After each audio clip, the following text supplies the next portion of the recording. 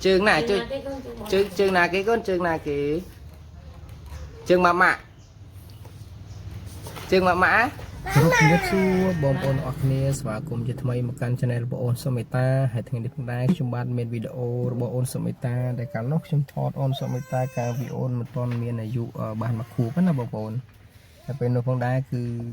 អូនសុមិតាដោយសារតែការរពឹសហើយនឹងបានសម្ដីពេកចឹងណាបងប្អូនខ្ញុំក៏បានថតវីដេអូនេះទុកជាអនុស្សាវរីយ៍ហើយ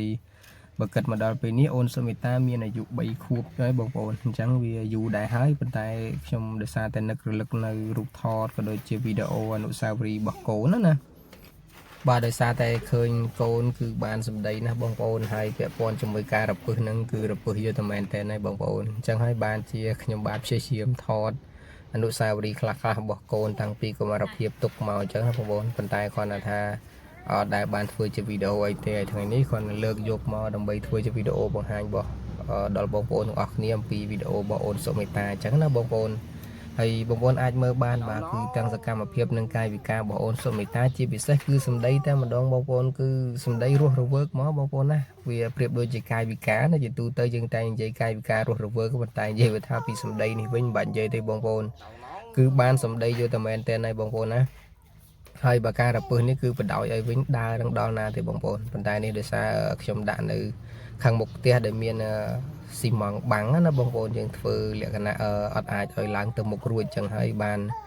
អូនអត់អាចដើរទៅមុខបានទេគឺនៅតែមកកន្លែងចឹងណាបងប្អូនតែនេះបើសិនជាមានការបដ ாய் វិញគឺ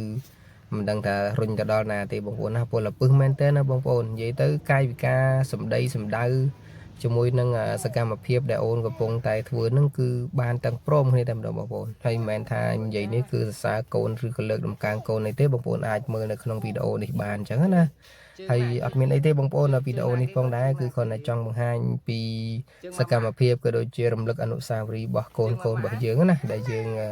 គិតថាវារយៈពេលទៅតែថ្ងៃនោះសោះវាលឿនមែនតើណាបងប្អូនដែលយើងធ្លាប់ថតទុកឬក៏យើងអាចថែរក្សាទុកនៅកន្លែងណាមួយនៅក្នុងទូរស័ព្ទក៏ដូចជានៅក្រៅអីជាដើមបងប្អូនប៉ុន្តែវាដូចជាលឿនណាវាទៅតែឃើញមួយថ្ងៃនោះសោះឥឡូវនឹងកូនរបស់យើងគឺវាមានវ័យវឌ្ឍនាការកាន់តែទៅមុខអញ្ចឹងណាបងប្អូនអញ្ចឹងវីដេអូនេះអត់មានអីទេបងប្អូនណាគឺគ្រាន់តែចង់បង្ហាញពីអនុស្សាវរីយ៍ក៏ដូចជា